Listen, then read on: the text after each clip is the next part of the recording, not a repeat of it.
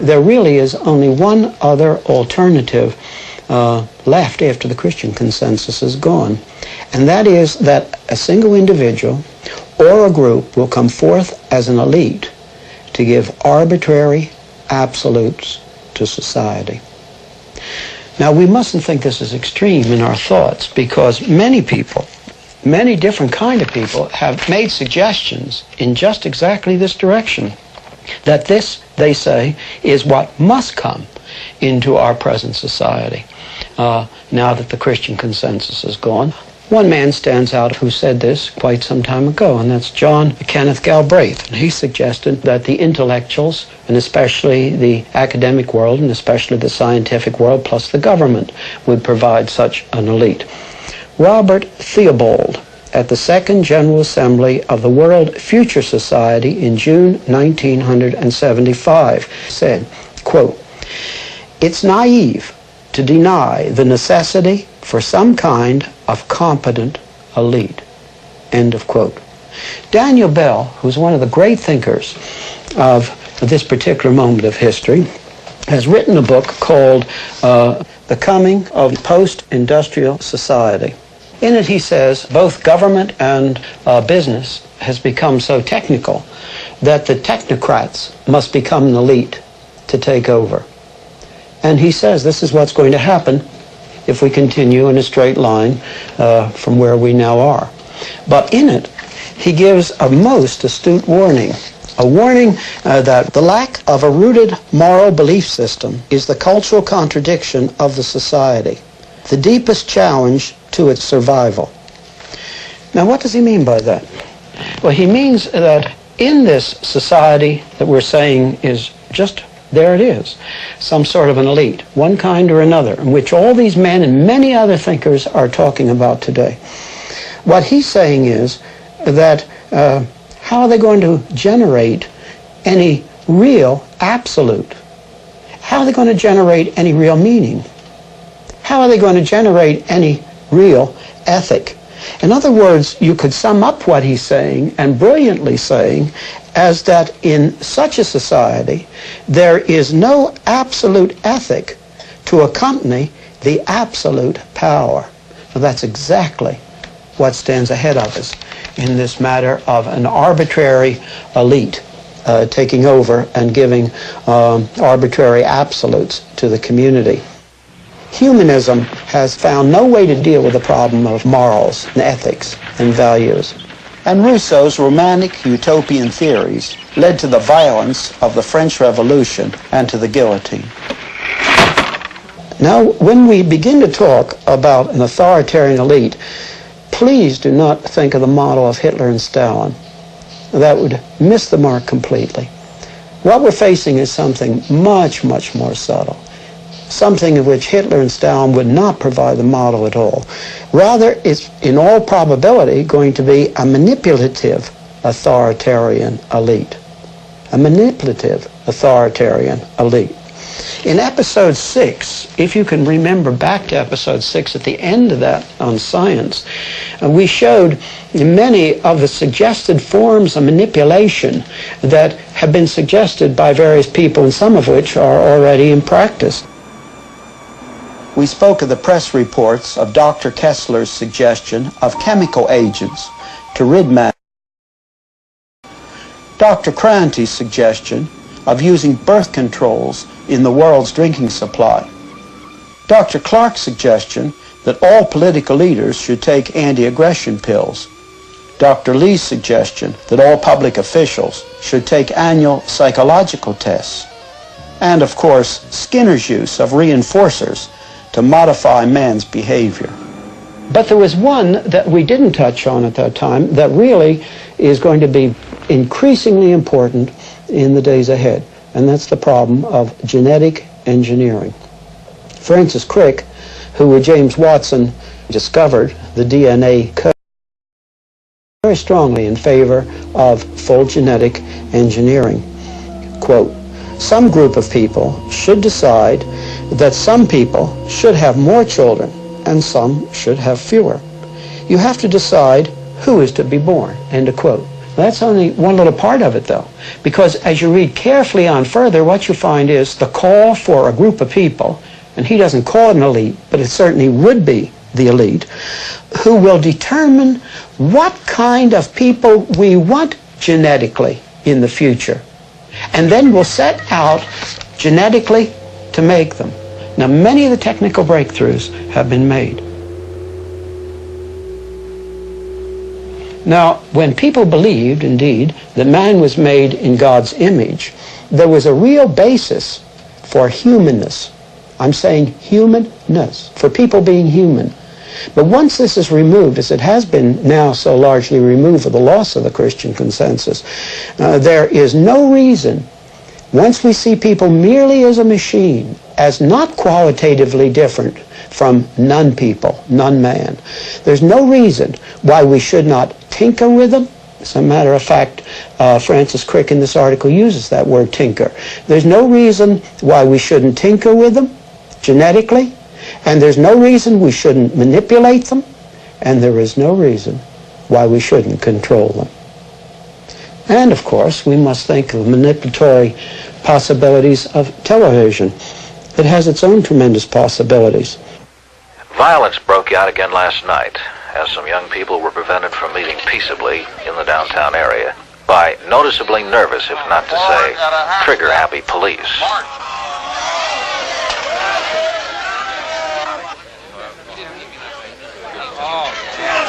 Frank Bushman, attorney for the young people who are to be arraigned in court tomorrow morning. Overreaction by the police.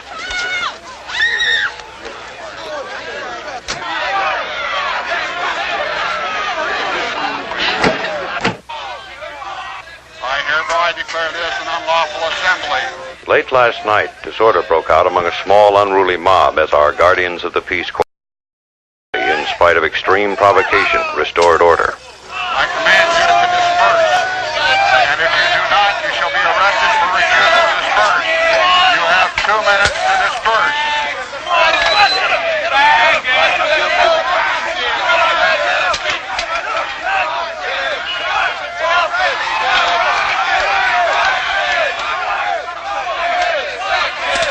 It is important that our courts make an example of these hoodlums and hand out the kind of sentences they so richly deserve. We staged this scene. We filmed it to show that television can tell any story that it wants to tell. In both versions, the action was the same, and the actors did exactly the same things. However, the camera was placed differently. The editor edited differently, and the announcer told a different story. We would be naive not to realize that what we're seeing is an edited symbol. But the nature of TV is such, we see it with our own eyes, that we naturally look at it as though it were objective truth. For many, what they see on television is more true than what they see with their eyes in the external world. Let me stress, it is always unfair to say the media does this or the press does that. There are always individuals or individual publications, for example, that are not included in the generalization. But the mass media can be used by an authoritarian manipulating government or an elite. The elite gives the arbitrary TV, but all the mass media can be used for manipulation. And a plot or conspiracy are not needed. All that is needed is that the people in the places of influence and those who decide what is the news have in common the modern results of humanism, the modern worldview, which we have considered at length in this series. When the perspective, the worldview of the elite, coincides with some of the influential news carriers, it does not have to be all, then either consciously or unconsciously, the media becomes an instrument for manipulation. Now, what will all these available manipulatory techniques mean in our own countries? I'm not thinking of communist countries now, countries that have gone totally totalitarian, but in our own countries. There will be people who will feel uncomfortable with the increased control and increased manipulation. But there's a dilemma here. It's a very profound one. And the dilemma is that many of the people who speak out for civil liberties are also totally committed to the fact that the government has the responsibility to solve every problem. And there's a natural tension, a torque in these two things as they think both things. Now, as the pressures increase, and they just overwhelmingly increase as time goes on, at a certain point, where is the line going to be drawn? Certainly, if they have only the values, the basic values of personal peace and affluency, at a certain point, their disquiet will be totally submerged. The Christian consensus gave us such tremendous freedoms. Of course, as we've said many times, the basic Christian message is that an individual can be right with God only upon the basis of the work of Christ alone. That's all he needs. And the humanist element is gone out of that. But it carried with it, of course, many, many secondary things. And one secondary thing was this tremendous range of freedom that we've been talking about. Freedom that didn't lead to chaos. But now listen, don't you see that if you can have these titanic freedoms not leading to chaos of the Christian consensus providing a form, if you remove that Christian consensus as a form, then the very freedoms which have been such a glory and a wonder that we have had from the Christian consensus, these very freedoms then become the hammer blows to destroy everything and to lead completely to chaos. In other words, the good thing becomes the poor thing once the consensus, the form, is removed. Now that's exactly what has occurred. Now coming and thinking of the United States, we could think of other countries in the Western world, but I'll choose the United States. From what source might the authoritarian, manipulating government come? Most people immediately, of course, think of the administrative side, a president with too much power, but the administrative side isn't the only place to keep your eyes on. Now, it's true that it's harder to think practically of the congressional side bringing forth such an authoritative government, but it's not unthinkable. A public official serving on the very highest level in the United States at one point said a very wise thing. What he said was, and I'm quoting, "Dictatorship is no better than executive tyranny." And he's absolutely right. It isn't a question of from what side of the government the authoritarian manipulative government comes. The problem is it's coming. The fact that the danger is there. And now we come to what I would say is the chief point. With variable sociological law, the must not be ruled out as the source of the place from where authoritative manipulating government would come from. Someone has used the term of the imperial judiciary. It's a very good term in our modern setting. And don't forget that as we talk of the rise of authoritarian government, that the words right and left really lose their meaning in a certain way. I'm not saying that they don't have a meaning, but you must see something deeper than this. And that is the right and the left are really only two roads leading to the same end.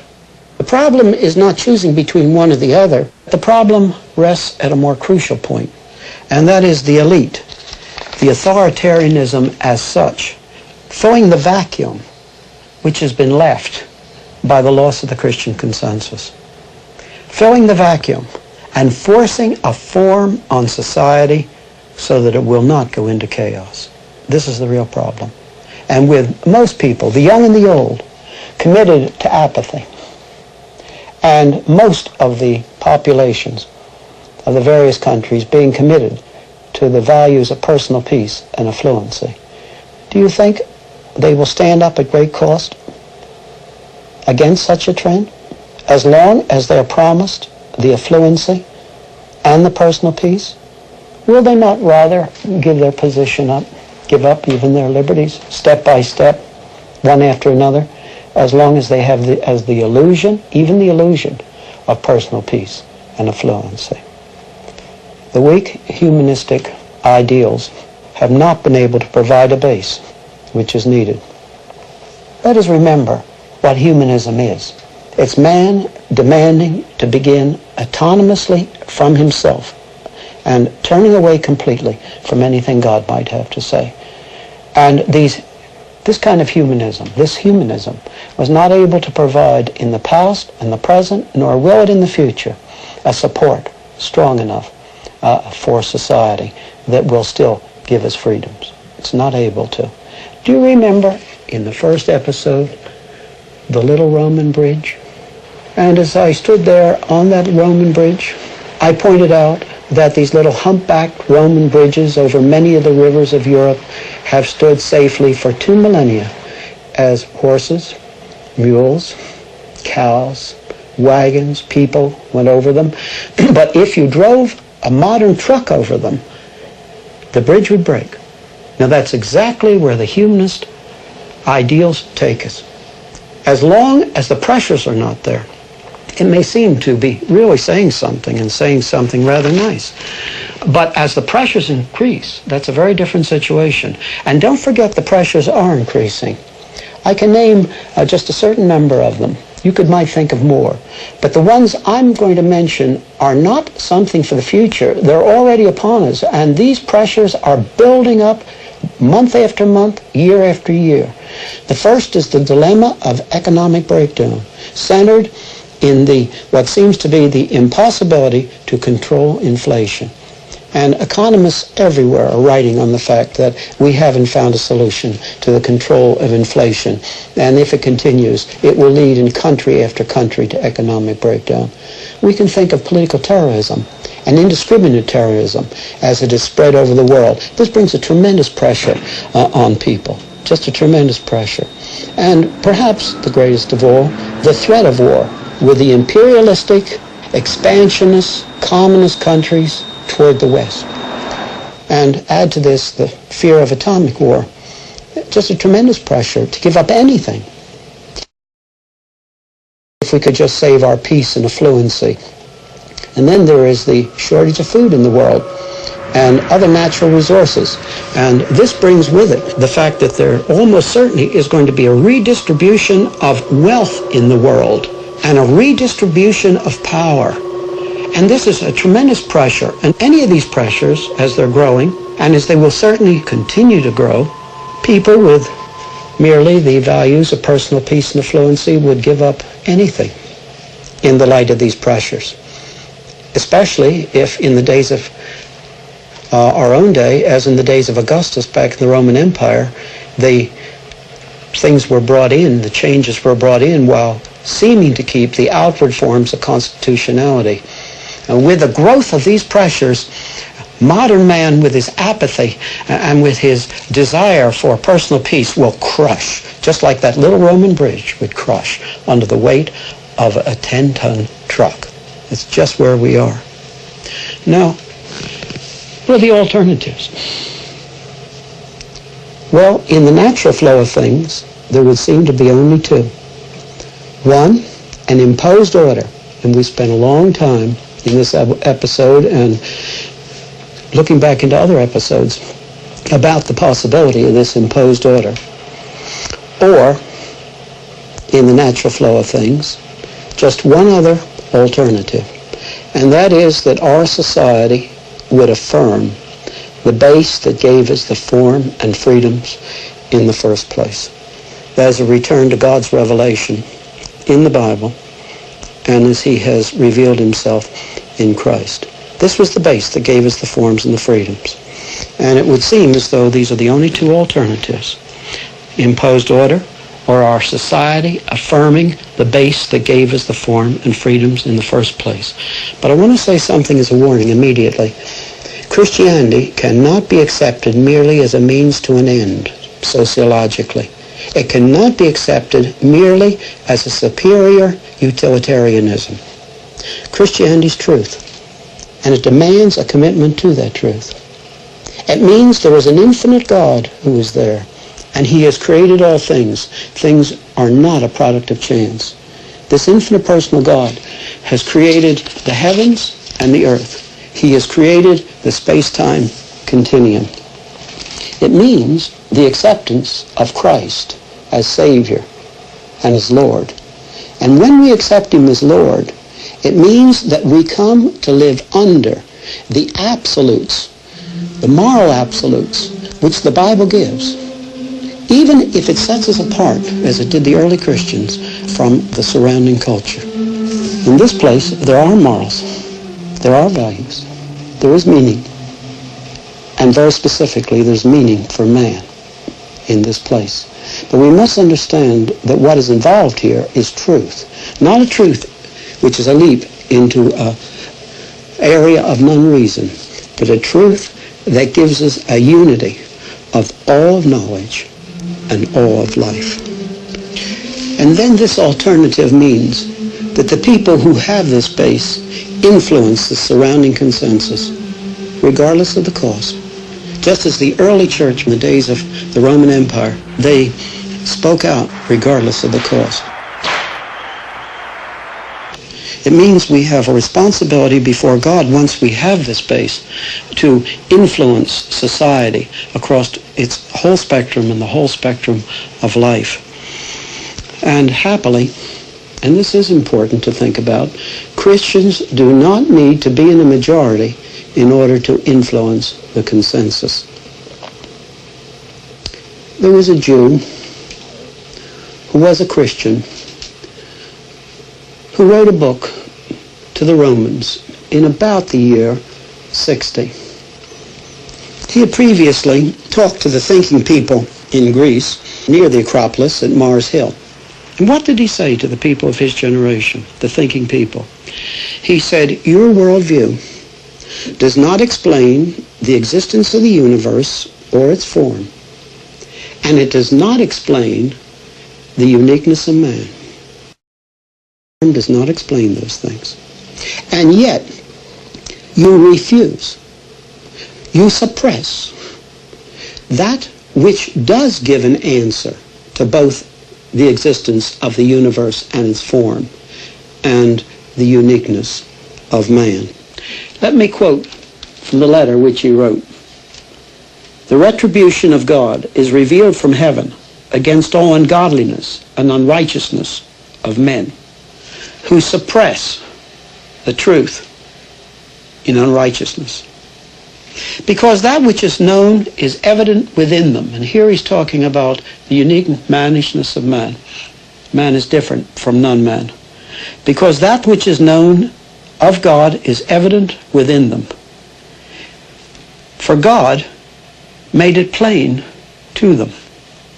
For the invisible things of Him since the creation of the world are clearly seen, being perceived by the things that are made.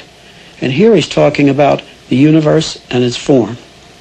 For the invisible things of Him since the creation of the world are clearly seen, being perceived, are made, even His eternal power and divinity, so that they are without excuse. He says that the universe and its form and the uniqueness of man speak without conflict, giving the same message that the Bible gives in greater detail. And we must say to the humanist man of our own day the same thing as he said to the thinkers of his day. Humanist man demanding to begin autonomously from himself has no answer for the existence of the universe and its form, or for the uniqueness of man, and yet they reject the answer that really gives an answer. That this God exists, and He's not been silent, but has spoken in the Bible and through Christ, has indeed as a central message that people may approach freely to God on the basis of the work of Christ.